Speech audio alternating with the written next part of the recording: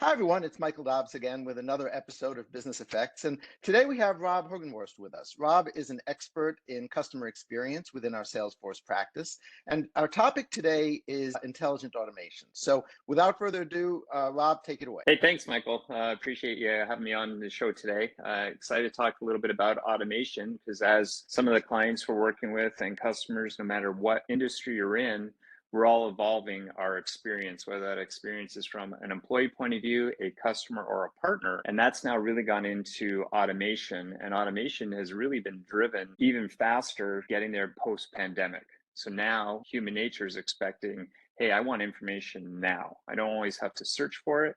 I don't want to have to find it. I want the brands or the retail or the business I'm working with to recognize who I am. And that's where automation comes in because it really gets down to interactions, previous interactions, history, which all creates data.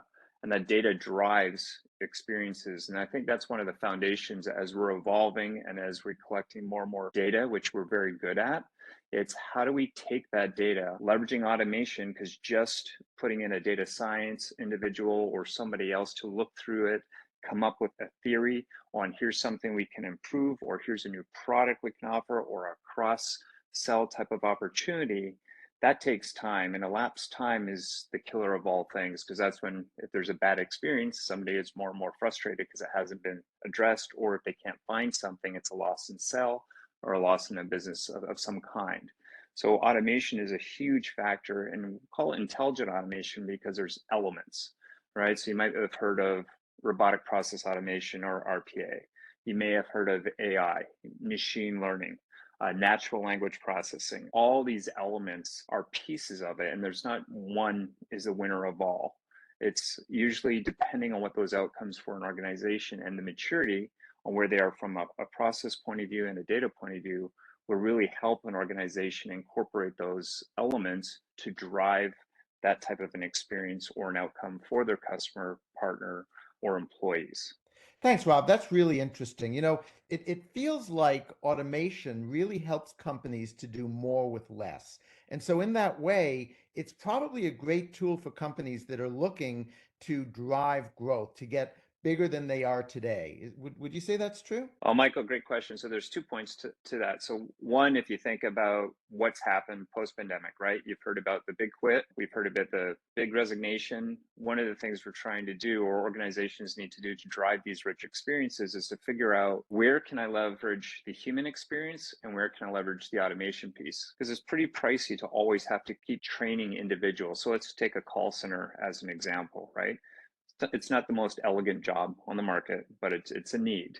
But is there areas that we can improve that call center experience for the employees, meaning making it sure they can find information quickly, understand that person that's going to be on the phone talking to them, knowing that when that person comes on, they're frustrated already. So how do you work through that by making their lives a little bit better, where they're not always, just for lack of a better way of saying it, being beaten up on?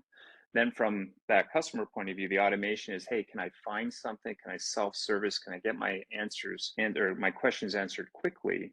Then if I can't, it's on to here, but at least that individual can now pick up because the automation will take it in and they're going to continue the conversation from where the customer left off to, hey, you're here, let me go and check these key things.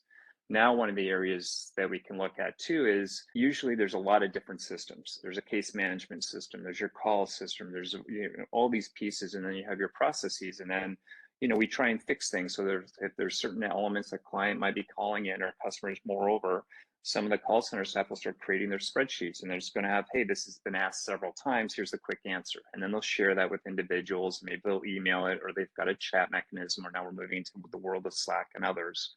But where we can really do to improve that is something around a process X-ray, where data can now tell us from the time that customer starts with us, how it goes through our organization and operation, not only just from the data element, but from the task element. And when you marry those two together, you're really able to look at a model to say, hey, where are my capacity, where are my constraints for solving some of these issues? And then you can run models based on real-time data to say, hey, if I improve this, is it about adding or improving training? Is it about adding headcount? Or is it a mix between the two? Or then there's even the bigger one is, do I need that headcount for some of these questions? Or can I leverage other automation elements to now simplify that, especially now that we can tie voice into it and other things? How can we guide somebody through something very quickly or recognize the issue and already take you to where the answer is? And you can't do that with just data. There's human nature, as I mentioned before, is we're really good at collecting data and we're really good at collecting it in many different areas, which forms silos. It's really is how do I bring it and recognize where some of that data is located so that when that experience is happening, it's quick. Because that's what expectations now are coming out of, post-pandemic type of thing. It's all about, I want it now. Tell me now. I don't want to wait. I don't want to search. And then on the back end, the staff, let's use the call center again, they're being beaten up with all these questions because they want to be able to give it to you now, but then they're not sticking around, especially if the environment isn't great. So now organizations deal with, how do I staff? How do I find people? How do I provide that quality of life that they're now looking for? Again, coming from the same experience, it's just changed everything on how we look at it, what the experiences we're going to have in our personal and work lives. And then, of course, how do we leverage advancements to get us there faster? Thanks, Rob. That's really interesting. So, this idea of a process x-ray that you mentioned, that sounds great. And I think we'll do another episode, probably the next episode, and talk a little bit more about that. But this whole idea of automation sounds so topical right now as we're having more and more issues with finding good people, as people want information and they want information immediately. So it's really a great topic and a very important topic today. If you, as you're listening to this, if you or your organization would like to hear more about automation, intelligent automation, and how you can use it to really drive your business and your success, please feel free to reach out to Rob or to myself. We'd be very happy to talk to you. Thank you.